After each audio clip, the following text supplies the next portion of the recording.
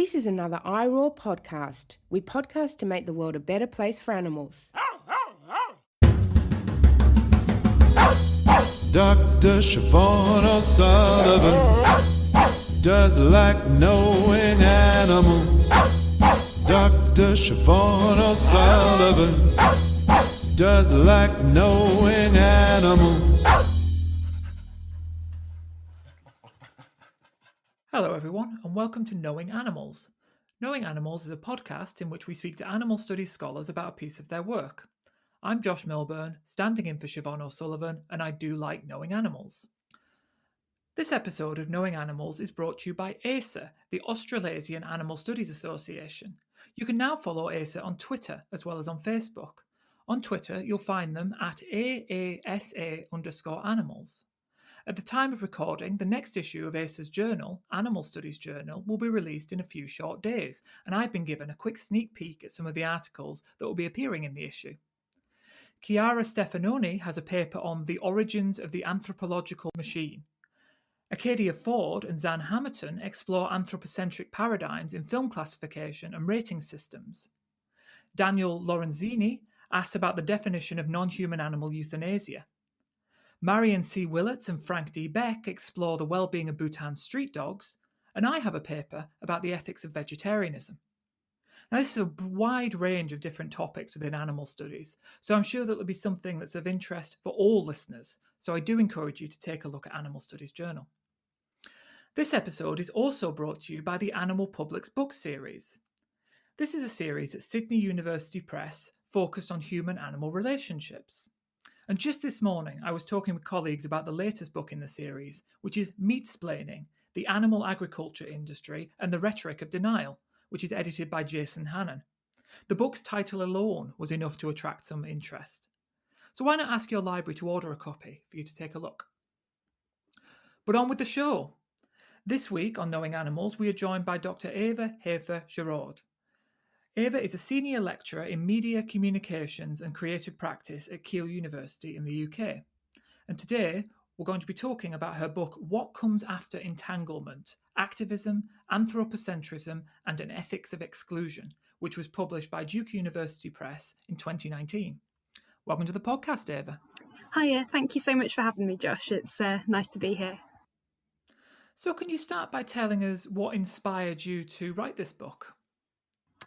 Well, it did grow out of my PhD, really. And the PhD itself grew out of, I suppose, a sense of dissonance I had about maybe the way certain forms of activism were being written about in academic contexts as perhaps things that were a little bit overly simplistic, that denied the complexity of the world, and that were potentially a little bit essentialist in how they were understanding animals and human-animal relations as well. And I think I was just finding increasing sense of discomfort with some of the blanket statements that were being made about how activists saw and engaged with the world, without even though these texts weren't necessarily engaging with activists themselves, or even things written by activist groups. And I was just kind of interested in really sort of pressing at that a little bit and trying to think, well, what happens if we take activism seriously, the things that are kind of written and done and engaged with by different activist groups? And what if we start taking that work seriously, can it speak back to some of the assumptions that are occurring in quite a prominent body of social and cultural theory that's thought about human-animal relations in a quite different way, I suppose, to how a lot of activists or maybe even scholars in fields like critical animal studies might think about those relationships. And yeah, the book was really about exploring the tensions between theory and practice in a way that hopefully has generated some interesting dialogue that people can engage with. Yes, so this is very much, I felt, a book about activism. So could I ask what kinds of activism you were looking at, but also what kinds of methods you were using to engage with activism? Are these your own experiences of activism? Is this based upon interviews with activists? So this particular book isn't interview-based. It's a kind of combination of participatory action research, which involves kind of working with different groups, but with the aim of kind of contributing positively to the aims of those groups. And so, to give an example of that, one of the groups I was involved with engaged in vegan food activism, and so I spent a lot of time doing things like helping cook to prepare for events, kind of helping out with basic catering things. So sometimes, that involved standing in a very cold street making and distributing veggie burgers and things like that. But it also involved, to a degree, helping people with things that maybe I had certain skills that could be put to use for, such as I think I helped apply for a grant for extra funding for a particular initiative and things like that. So it's, I suppose, an approach that is about not taking a sort of extractive approach to activism, but trying to do things that are maybe mutually beneficial. And the other method that I used in this book in particular was just documentary analysis. I was really interested in looking at how debates had played out across activist pamphlets, websites, different forms of kind of documentation and manifestos produced by activists themselves, and taking those texts seriously. So I suppose in that sense, it was a kind of classic Birmingham School cultural studies methodology, where you take things that maybe aren't sort of seen as academic texts, but take what they're saying seriously in terms of the political and theoretical provocations that are being posed by materials that maybe often aren't engaged with or taken seriously in certain academic contexts.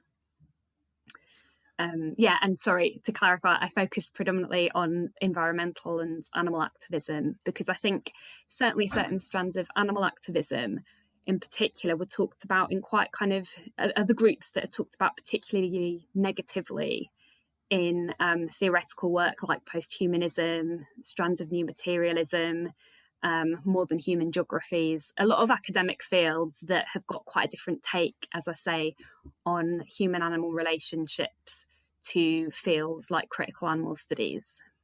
Good. So it's these kinds of fields, things like posthumanism, that you take this idea of entanglement from, as I understand it. So could you tell us what you mean by entanglement? Well, as kind of became evident when I was engaging more and more with, I suppose, different academic fields, what became apparent is that it means really different things in different academic contexts. So for clarity, I'd like to say that I'm referring to entanglement as it tends to be used in fields, as I've said, like posthumanism, like certain strands of animal studies, like new materialisms. And what it means in those contexts is, I suppose, a number of different claims. So the term really has gained popularity because thinkers such as Karen Barad, who's a sort of philosopher but also has a background in physics, and she kind of uses the term to think about some of the absolutely irreducible ways that things are bound to, certain things in the world are so entangled that they're impossible to kind of meaningfully separate. And she actually uses the term kind of intra-action rather than interaction to talk about the way that things are entangled. So to give an example of that, the way that theory is taken up by later thinkers like Donna Haraway is Haraway would use it to think about the way humans and dogs are entangled together. And she would look at sort of human-dog relationships and say, well, look, you can look at these long histories of coevolution between humans and canines, and what it means to be human and what it means to be a dog has been changed really profoundly through that relationship. And so it's impossible to sort of really disentangle humans and dogs because, you know, we've been fundamentally changed in various ways. How we live, how we kind of interact with the world has been kind of really shaped in very kind of profound ways through our engagements with animals. So, you know, you can't necessarily go back to year zero prior to those kind of relationships happening because we've kind of been changed so much through those long histories of encounter. Yes. This is an idea that, to speak personally for a moment, I've always had some difficulty with. And the reason I say that is because I often feel that when people talk about this kind of entanglement, my response is, well, what now? Yeah. What now? Okay, let's take it that we are entangled in this very complicated web, and perhaps our entanglement is unbreakable. We can't disentangle ourselves, but we still need to act. We still need to know how to go forward. So that's why I was really excited about your book, because the title is, well, what comes after entanglement? So I was kind of on side with you from the beginning. So it strikes me that your answer, or part of your answer at least, is drawing on this idea of exclusions. And you propose in the subtitle of the book and in the final chapter of the book an ethics of exclusion. So could I ask you what it is you mean by exclusion in this context, and what it means to incorporate exclusion into your ethics? So I think it means two things, really. It's firstly, I'm definitely not saying that exclusion's like a good thing necessarily. I think it's kind of easy to read that. But as I say in the first chapter, the introduction, it's about recognising that even when you're entangled with, say, a particular animal, and you've got this kind of long history of relating to that animal, another reality could have been foreclosed or undermined there. Different possibilities of relating to the world might have been made impossible through the kind of emergence of I suppose it's saying that kind of the emergence of one set of relationships in the world sometimes comes at the expense of other equally valid possibilities, and that it's important to try and find ways of recognizing that and being accountable to that. So I can give you kind of an example, because I know that's very abstract, so maybe an example might help. So one of the things that I write about in the book, and that I've written about previously with Greg Hollin, is the case of laboratory beagles. And I was really kind of interested in laboratory beagles because I kind of had heard anecdotally that the reason they were chosen to be the kind of model laboratory dogs to begin with was because of their propensity to have quite friendly and convivial relationships with humans. And I was talking to Greg about this, and I can remember sort of informally really, and I can remember him saying to me, I'm sure you're talking nonsense there. There must be kind of some sort of scientific or physiological rationale behind choosing beagles. And then he went off and did a bit of research and kind of said, oh, actually, you're right. They are chosen because they're friendly. And I was thinking, well, what can we do ethically with that? Because the more we sort of looked into it, the more we kind of found that the reason for that friendliness is due to things like the culling or the killing of, dogs deemed bad-tempered over the long history of beagle breeding. There are also particular kind of laboratory relationships wherein laboratories have been designed to encourage kind of beagle behaviour that's friendlier through kind of organising the spaces that they're housed in, for instance, in ways that make beagles contented and less likely to be grumpy and things like that. So it's been an incredibly long history of kind of tinkering with the environments that beagles are kept in, intervening in the breed itself to create a kind of the most friendly relationship possible between beagles and those that handle them. And so my kind of question is, surely we need to really think about that long history of what's been excluded in order for a positive relationship between a human and dog to kind of emerge in that context. You get such a different picture of how you might think about ethically the relationship between a person and a sort of laboratory dog, for instance, if you sort of zoom out and start to think about, well, what histories of exclusion have kind of allowed a happy encounter in the present to take place. And that's aside from obviously thinking about what happens to sort of beagles in these contexts. But I've kind of been noticing more and more that certain animal studies literature, not critical animal studies, but some animal studies literature about laboratory dogs had been really focusing on in particular encounters between those who cared for dogs and the dogs themselves, and sort of seeing that in a broadly kind of positive ethical way, and kind of thinking about that and thinking, and I suppose they've been emphasising the importance of creating space for care in the laboratory so you could understand what a dog needs and if it's stressed or things like that. And I started to think, well, how can you even make sense of these encounters as ethical or positive, or if you're not taking into account all the exclusions that kind of had to arise for that encounter to take place? And so I suppose a big part of it is trying to say what had to be excluded for something to happen, for a particular set of relationships to emerge. Because as I said, I think that really changes how we can think about things ethically, and indeed whether we label something ethical or problematic or whatever. The other example, or the other kind of question I was interested in was, I suppose, what happens when you get a situation where different types of relationships in a particular space cancel each other out in a particular way. So one of the kind of difficulties with posthumanism, one of the many difficulties with it as a body of theory, was that it's not very good at getting to grips ethically with what might happen in a situation where, and I'm going to use another example that I think will help illustrate this, where so Franklin Ginn, geographer, talks about this in terms of a garden, and says, what happens if you get a garden space and you have things like slugs and people and plants that all want to kind of exist and flourish in some way in that space at the same time?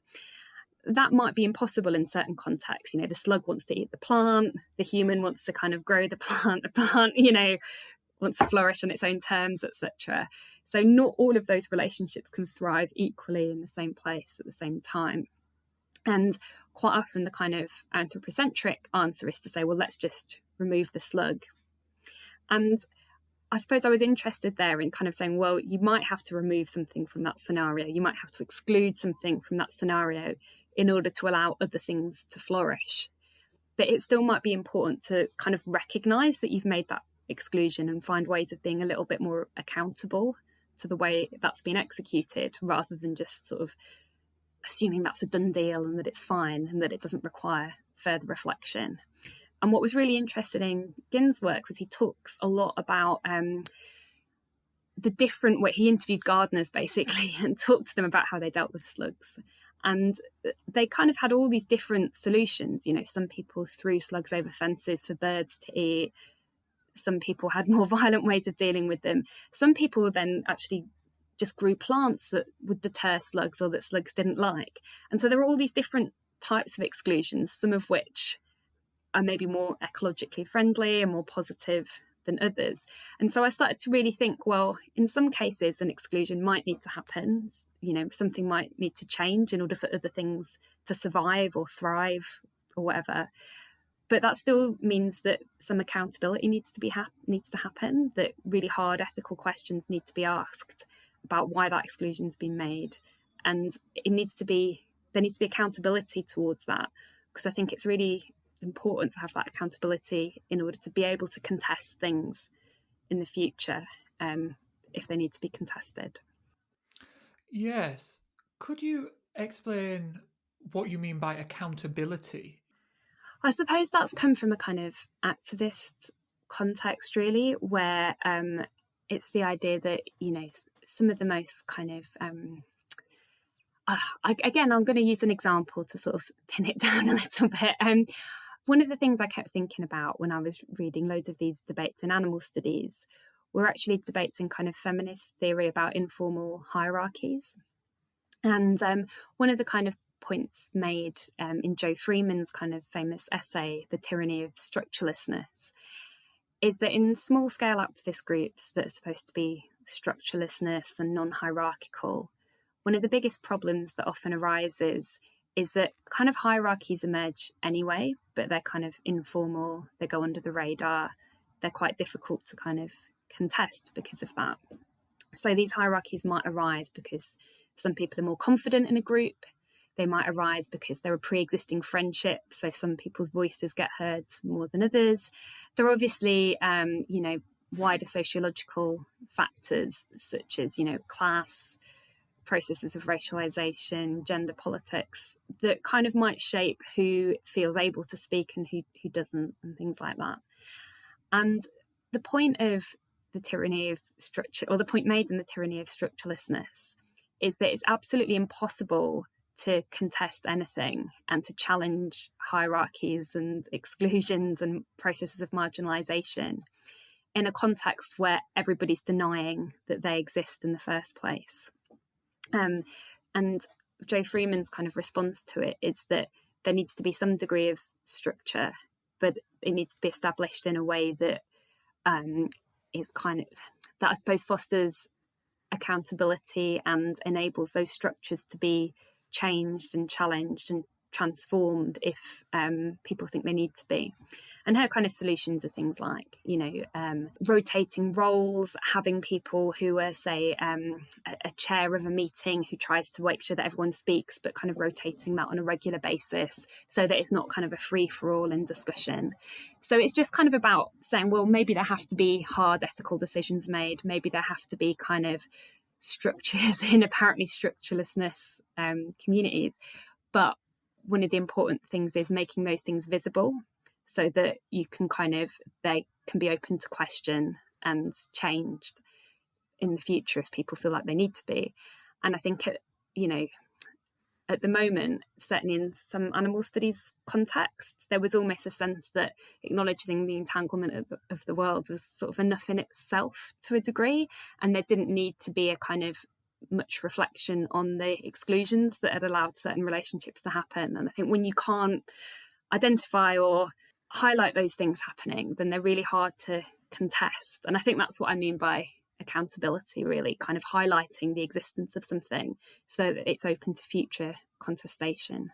Yes, good. So this makes me think of the conversations that you have in the book about the incredibly mundane challenges faced by activists. So some of the most memorable parts of the book for me were when you were talking about the challenges of arranging plumbing and the feeding of large numbers of activists. And earlier on in the book, you talk about how these everyday mundane challenges faced by activists, they're not just practical problems, but they have very profound theoretical consequences as well.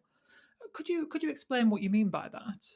I suppose what I mean is that sometimes there seems to be a almost like parallel with the tyranny of structurelessness in certain theoretical contexts. So I think for me, what I was really interested in, I suppose, at looking at activism is that at certain points a decision has to be made. Things have to get done. You have to decide to make a sewage infrastructure in one way and not another way. So activists might say, right, we want to do this in the most ecologically friendly way possible and not this other way. Or people might say, well, we need to do catering and we're going to do it vegan rather than non-vegan. And sort of these decisions have to be made. And I think in some theoretical contexts, what I'd noticed is that activism was often criticised for being insufficiently nuanced and insufficiently not sort of recognising how complicated the world was when it, say, I don't know, when particular activist groups, for example, promoted veganism or took a kind of hardline stance on an issue. And what I found really interesting was I felt sometimes that was a little bit of a labeling that essentialist all the time was sometimes a little bit misleading, because what it missed was the fact that a lot of activist groups have to do these things in very situated ways, in very situated contexts, where you kind of have to make a decision to do things one way and not another. And veganism in a sort of protest camp's a kind of interesting case in point, because it's about kind of deciding collectively what sort of worlds you want to try and prefigure and enact in that particular space. And I was just kind of really interested in particular in the way that sometimes not making a decision in some theoretical debates was framed as being open and pluralistic, whereas something like veganism was framed as dogmatic and taking a kind of quite rigid stance. And I kind of was thinking, well, in practice, a lot of the time you kind of do have to make one decision and not another. And it doesn't necessarily have to be dogmatic, because a space can't be vegan and sort of non-vegan at the same time, because the two things cancel each other out, really. If you kind of decide, oh, we're going to, just not make a decision, it kind of means that, I suppose, the way the world is, or dominant forms of eating or whatever, are allowed to kind of exist without really questioning it. And I was just really kind of wanted to press that a little bit, to think, well, do we have to can we frame this in a way that's other than dogmatic, that recognises that it's about trying to, I suppose, take a stance amidst a complicated situation. And we could talk about these complicated ideas for a lot longer, but I'm very aware that our podcast is normally only so long. So with that in mind, I'd like to encourage listeners to pick up a copy of the book, to dig a little bit deeper into these kinds of difficult, complex, entwined issues that we're discussing here. But I'd like to move on to the next part of the podcast, where I ask you 5 quick questions. So, can you recall the first piece of pro-animal scholarship you ever read? Yeah, it was a pamphlet called Beasts of Burden, which a friend gave to me. And it was a kind of, I would say it's scholarship, but intended for a wider audience. So it's an activist pamphlet. And it was trying to kind of, I suppose, situate a critique of sort of industrial agriculture within a broader kind of Marxist analyses of labour politics, really. And it was the first time I'd seen in a really purposeful way someone trying to make those connections between kind of anti-capitalist critique and some of the kind of issues that I would just started to engage with when I first became vegan. I think that's what made me really interested in these issues and want to engage in them in a more academic sense. I really remember reading that and thinking, oh, I would love to be the sort of person who could take these complicated ideas and write about them in a concise way, which is obviously not what I did in this particular book, but hopefully I will do more in the future. But I just really loved that it had taken all these really kind of complicated ideas about how different forms of oppression are connected in very situated ways and made it very accessible.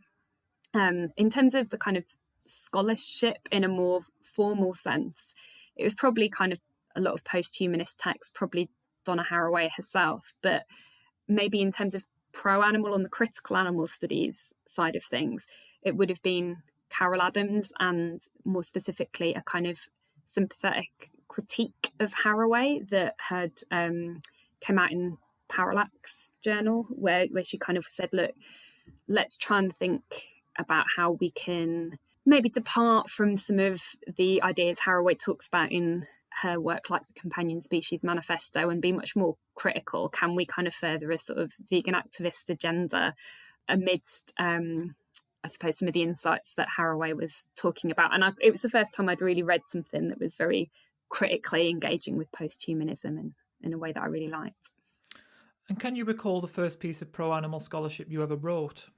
Yeah, it was an article that was also called Beasts of Burden that was named after that pamphlet. And again, it was kind of building on or trying to engage with that debate between Adams and Haraway and to try and kind of, again, maybe reevaluate how animal activism was being written about in post-humanist context as something essentialist and reductive. And I wouldn't write that article like that now, but you know, I had a go at the time. It was the first thing I published from my PhD, really.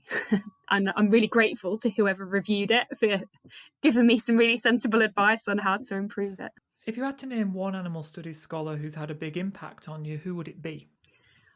I think it would be dishonest if I didn't say Donna Haraway, because in when I started my PhD, When Species Meet came out, and I think all of the engagement with her work really exploded. And even though I'm like, this sounds a really odd framing, I suppose it's a kind of, with the way that I've engaged with that text in my book, it's kind of like with and against, to try and sort of negotiate the kind of it's a sort of with and against in that it's negotiating the so what, as you've said, you know, in terms of, well, what comes after we've recognised particular entanglements, what can come ethically after that. So what do you think is the most important thing that academics can do for animals? I was thinking about this question quite a lot, and for me, I wonder if it's continued to recognise that there are different audiences who can be written for and write to those different audiences. And I was thinking about all the different types of work that takes place in animal studies by different people, and I've seen people kind of write that's maybe from more of a policy audience, more sort of who've kind of turned their academic work into journalism and commentary pieces, pamphlets even. And I kind of feel like it's important to sort of be producing work that kind of questions maybe certain norms and assumptions about how humans relate to animals in very particular institutional and cultural contexts, and to kind of, I suppose, be kind of aware of the different audience, be situated in how the critiques unfold, and I suppose I think it's really important to try and take that critical approach, but make it speak to audiences, academic debates, maybe beyond animal studies as well as within it, because I think it's really important that animal studies scholars have these, lively conversations between ourselves, but also maybe try to kind of go beyond the field as well. Yeah, I think that's a really important observation. And I think when we talk about having multiple audiences, it's kind of easy to think about, talking to different disciplines, and it's easy to think about talking to, policymakers and the public, but we need to do both of that. We need to get this everywhere. We need everyone talking about animals. Yeah, and I think we don't need to all be doing it in the same text either. I think sometimes it's really easy to try and want your book or your article or whatever to do everything. And I don't think that can necessarily always happen. Some of the best experiences I've had have been going to animal studies conferences and engaging with people doing similar scholarship and working with similar ideas to me. And some of the most uncomfortable experiences I've had have been going to events where people have had really different takes to me on things like, I don't know, animal research ethics, for instance. But actually, I found those experiences like really important in terms of how I reframe my research to maybe speak beyond people that already agree with me. And I've kind of really got a lot of valued those conversations, even if I found them kind of horrendous at times and people have really like lambasted my work and stuff like that. I think it's just, not everyone has to like what you say or anything like that, but I do think there's something important about both speaking to people that you can have conversations with that are convivial and that you can build on, and that it's really important to have those community building conversations in animal studies. But it's also sometimes important to think about, okay, how can I speak outside of that while maintaining my sort of critical ethos? If you had the power to change one thing about the human non-human animal relationship, what would it be? I was going to speak to this question through thinking about chickens, because some of the most transformative experiences for me have been kind of relationships encounters I've had with chickens in specific sites. So and I think the first one of those was seeing what free range chickens looked like in practice, because I'm from this really rural area, and I remember going to a friend's farm and then putting two and two together that these hens that I was seeing that I was a bit horrified by were classed as free range. And then the second thing that I wanted to mention was just, I suppose it's a kind of classic animal rights video type image of seeing chicks falling down male chicks falling down conveyor belts like rocks, just like these discarded entities. And I think just that sense of being able to reduce something like a chick to something utterly inconsequential that can go tumbling down a conveyor belt in such a systematic way, kind of what Dinesh Wadiwal was pointing to in The War Against Animals, really, this kind of really systemic treatment of animals as though, I don't know, they don't matter in any way at all, they're like a stone or, and I think that's the thing that I want to kind of really want to be rethought. The idea that something is just a resource, I think, is always something that really gets me. It's the systemicness of it, I think. Yes, I understand.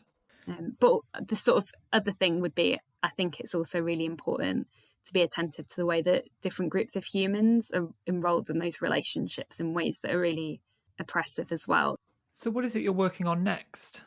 I've just finished making corrections to a book that's really different from this one, that's a kind of book about veganism, that is called Veganism, Politics, Practice and Theory. And that's much more about trying to make a lot of debates in animal studies and critical animal studies and sort of food, the geography of food and things like that, sort of accessible to not just a kind of, I suppose my first book was pitched at a very academic audience in some ways, and this one's framed in a manner that I think undergraduate students could engage with as well. So that's what I've been working on. And I also do work on my sort of other hat on. I'm a sort of media studies researcher, and I do work on online hate speech, and I'm sort of involved in quite a big project about that as well, which is very different. How can people find out more about your work? I would say probably the best place is my H Commons site, and there's a link to that on my Twitter page. So maybe Twitter, and then H Commons is where like various papers and things like that are, which is just a kind of open access version of another. It's an open access equivalent of another prominent academic website that I'm not a member of. And what's your Twitter handle? Oh, my Twitter handle is Eva Haifa, and then it's got some. I don't want to open another tab. It's Eva Haifa, and then I think there's an underbar. Well, thanks so much for joining us for Knowing Animals, Eva. And thank you, listeners, for joining us for Knowing Animals, the podcast where we talk to animal studies scholars about their work. Don't forget you can follow us on Twitter at knowing_animals or on Facebook at Knowing Animals. You can also follow me on Twitter at Josh L. Milburn or on Instagram at aveganphilosopher. Also, don't forget to tell others about us and to review the podcast on iTunes. Reviews make it easier for others to find us. I'm Josh Milburn, and I do like knowing animals. For more great iRaw podcasts, visit irawpod.com. That's IROARPOD.com.